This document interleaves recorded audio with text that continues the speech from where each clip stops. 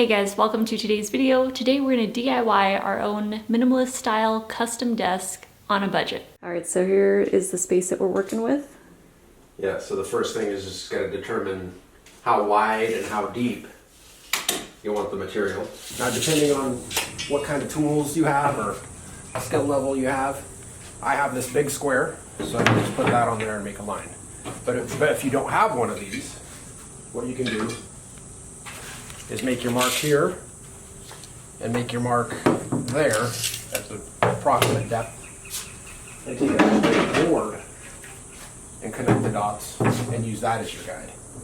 And so also, if you don't have these tools, if you don't have a saw or saw horses or anything, most of the places where you buy the plywood will cut it to you, for you. Okay. It costs like $1 a cut or something. Okay. We're just using a nicer grade of plywood, cabinet grade, some people might call it. So it's a sanded smooth finish because it's a nicer surface, but... And this is birch. This is birch, yeah. And I'm just going to go ahead and make those cuts. So you already traced it out? I'm going to put on my safety gear.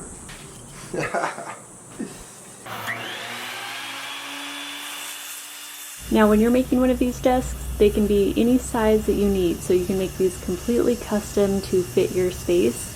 And also the sawhorse legs can be any height that you need, so you can make that custom also. And just to give you an idea of the dimensions that we're making, my desktop is 58 inches long by 28 inches deep.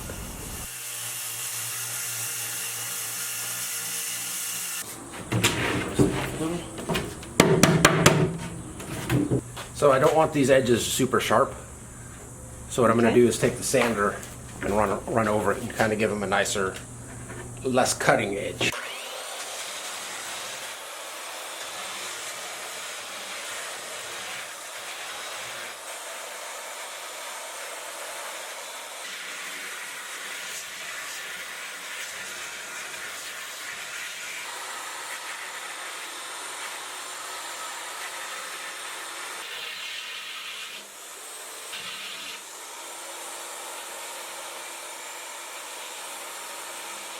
Kind of softens it more like a bevel. Yeah. Okay. Yeah, I just didn't want to.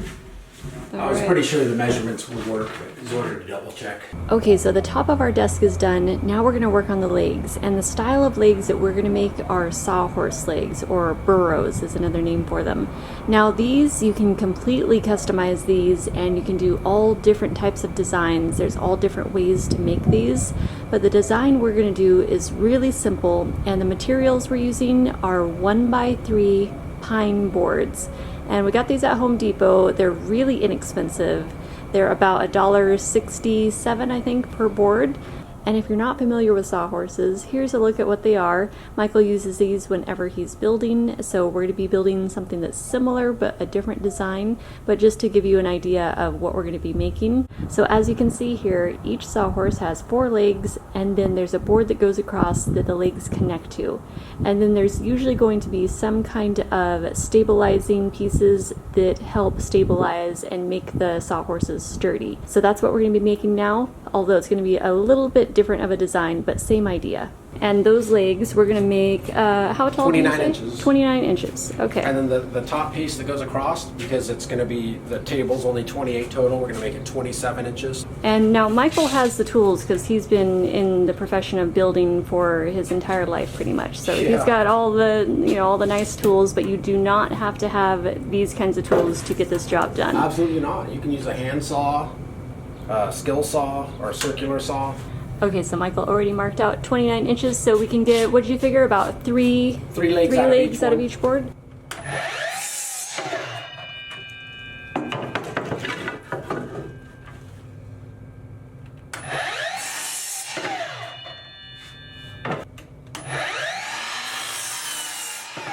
Okay, so we've got 8 pieces, which are our 8 legs at 29 inches. I'm going to make this one 27 inches long. We're going to make 2 of these, and it's going to be the top part for the legs, so it's going to connect them.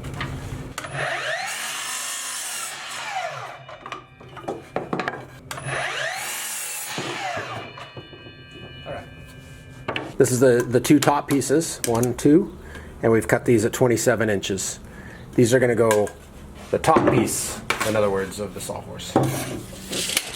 So I'm going to cut 4 pieces that are going to be similar to this sawhorse, but they're just going to go across to help keep the legs from spreading. So what I'm going to do is mark about a 15-degree angle, and there we go. And it's going to be 7 inches long. Okay. So that angle goes up this way, and this angle will be the complementary or opposing angle. So see my 15 degrees right there? That's 15 degrees. So I'm going to need 4 of those. When using this is called a speed square. This is perpendicular. This is your 90-degree angle. So every time you pivot on this angle here, that will tell you 5, 10, 15, 20. Okay. So if you guys are watching this, we're looking at the bottom here. Mm-hmm. Or if you need a 45-degree angle, there you go. So this is, yeah, just handy for doing angles. This particular type of saw also has increments set up just to facilitate if you don't have a speed square. Okay, so I'll flip back over here.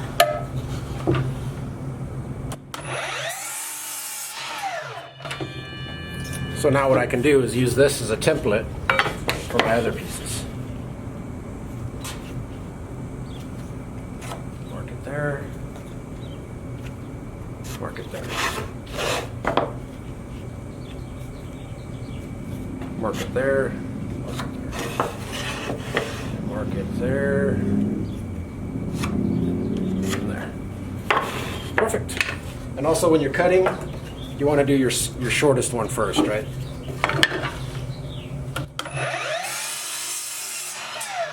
That way you're not trying to hold the smaller piece of that. Right.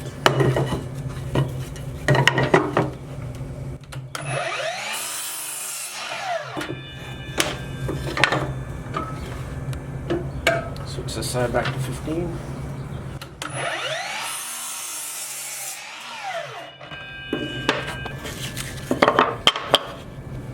So we got our supports.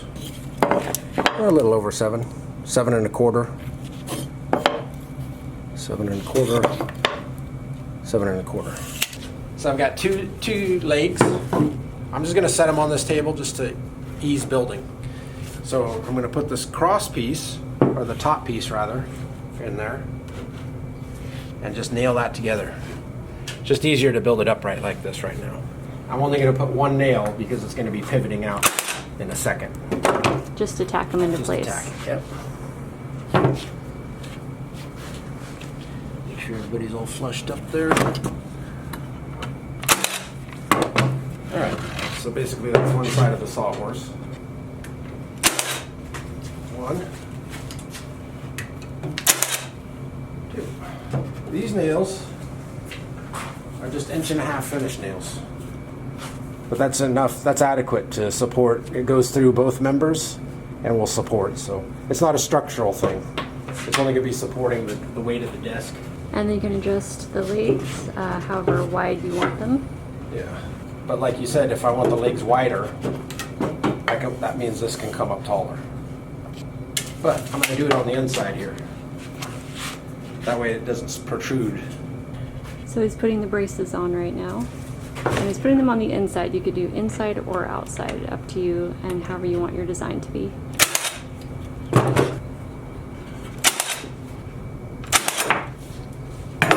Okay, so now that we've got that tacked on there temporarily, so you can see it's kind of wobbly. So what we're going to do is do a cross brace. That means we're just going to brace from this leg up to this leg. And it looks like 3 feet is going to be good, and that looks about to be like a 45-degree angle. At that 45-degree angle, we know it's 3 feet, so we go out to our other one. 3 feet. Take this one.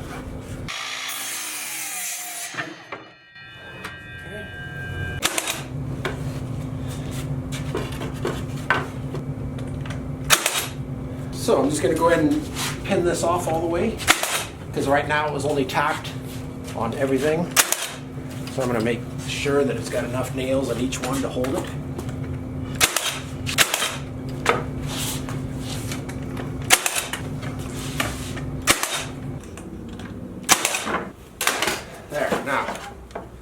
my entire weight on it. And I'm shaking back and forth, no shaking. But before we go any further, let's put it in there and see if... We're just checking the size, make sure the length and everything's good. So I think that works out just dandy, because that's Yeah. just about flush there. And there's so many different ways that you can make these sawhorses. Like if you wanted to have a shelf, say, on the bottom of each sawhorse, you know, the legs, you could have, you know, extra storage space down there, or, you know, there's different ways to do this. Absolutely. I mean, we could have done that, but we're just going like super inexpensive. Yeah. One done, one to go. Yep. You get it. Same thing. I'm gonna start out with my 2 legs and my top piece. Just gonna put a nail in each side. Other side. Yeah, tons of different ways to make sawhorses. I'll come down 9 inches about. Give me an idea of where I want to be. So he's just repeating exactly what he did before.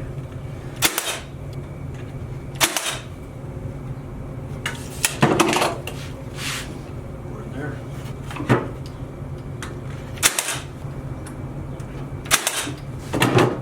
Alright, let's see.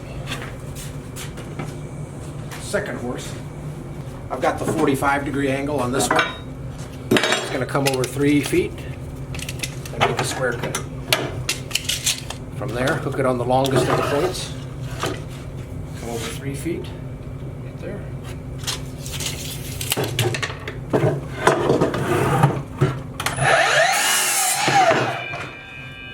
So I just cut the one angle on this end, and this is just a square cut. Did the same thing on the other one.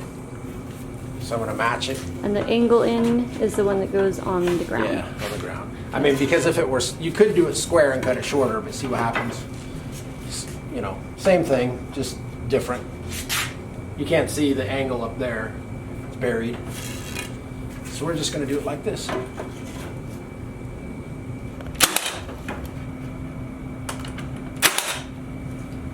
There we are. So, it's stabilized. Go ahead and nail it off. All the way. Put one in here. One in here.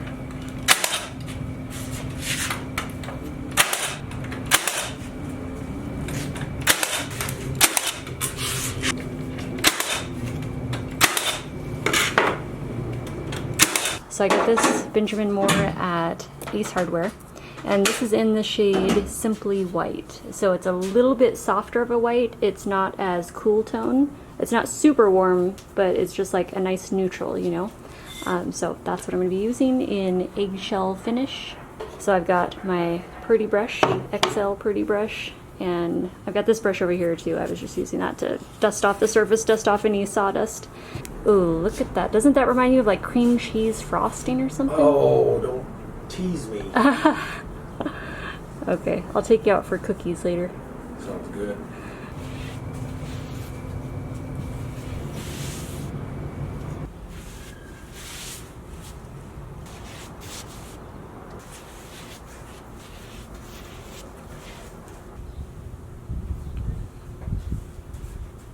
Okay, everything's painted. The sawhorse legs are drying. I might go back in and do some touch-ups, but I'm going to let this first coat dry and then see how it did. And you know what? This Benjamin Moore paint was pretty darn nice to work with. That is some very nice quality paint. It glided on so silky smooth. And not just that, but the coverage was fantastic too. It was just really easy to work with. Very, very nice. Very happy with that. I also love the color too. Not too cool tone of a white. You know, it's not too cold, not too stark. But it's also not like an off-white, so I didn't want it to, you know, too much warmth to it. So it's just the right neutral balance. Okay, now it's time to sand.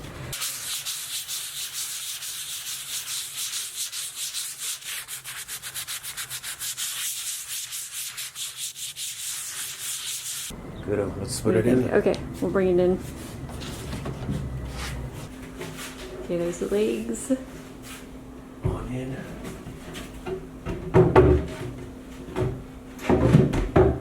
I love it.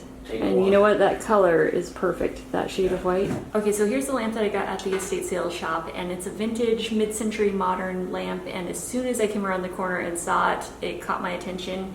Just the shape of it, that gourd shape, I love it. Very, you know, chunky, very shapely, very smooth. It has a pottery kind of finish to it. And then the lampshade, oh my gosh, I love this. It's made out of banana leaves, so dried banana leaves, kind of like a rattan style lampshade. Anyway, I absolutely loved it. So I love the contrast of the creamy white, it's a very soft white, mixed with the natural textures. Oh, and the price, hold on here. Gotta take that tag off still. So it was originally $22 and I got it for $11 because red tags were half off. I'm gonna finish wiping this down and then let's see if it works at the desk. That's what I originally got it for, like that's what I had in mind. All right, so this is just part one, just sharing the DIY of making the desk and painting it and getting it set up in here. And then if you guys want to see a part two of the organization of this area, you know, just a small office space organization, I can definitely do that with you. In this case, since this is in our bedroom, I want to make sure I keep it very calm and not too, you know, not too much stuff going on in here. So I'm going to kind of reorganize it, and that can be in part two.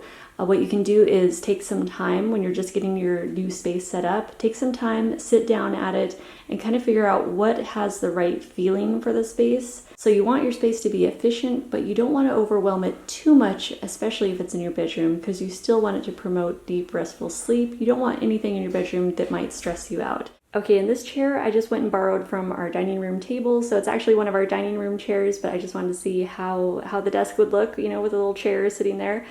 So I'm just borrowing that for now, but hopefully sometime soon I can find an actual chair that will be nice and comfortable for sitting there and working.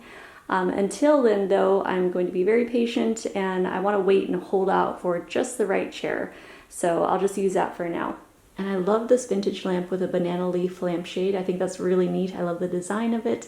I'm not sure if it's going to stay at the desk. I'll try it out there and I'll see, you know, see how it works. It might eventually end up on a nightstand if we decide to build a nightstand in the future, or if I find one at an estate sale or something. So I'll just kind of experiment with it and see where best suits it. And I want to keep the space simple and minimalistic, but at the same time, I want to create visual interest, but just without creating visual noise. So that's what I'm going to be working on, and I will see you guys back here for the part two when we actually start organizing this space. And I will share any new changes that I do, and I will see you guys very soon. I love you. Have an awesome day, and I'll see you guys soon. Bye.